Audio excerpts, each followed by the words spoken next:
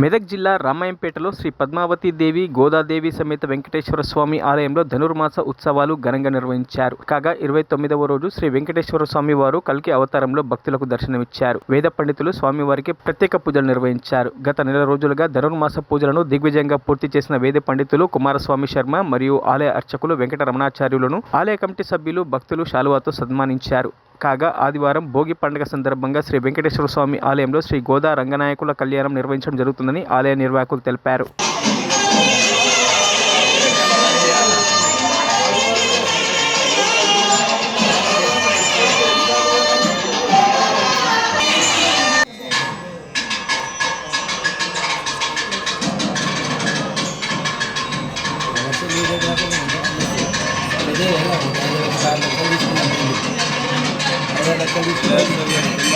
స్వామివారి సేవలు అంతకంటే ఎక్కువ.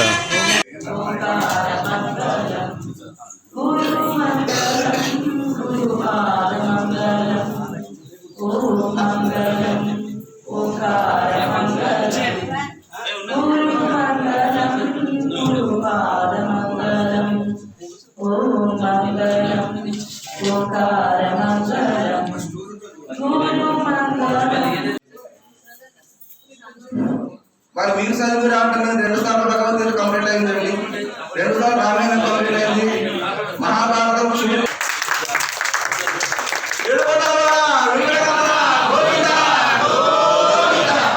మరిన్ని అప్డేట్స్ కోసం మా ఛానల్ని సబ్స్క్రైబ్ చేయండి.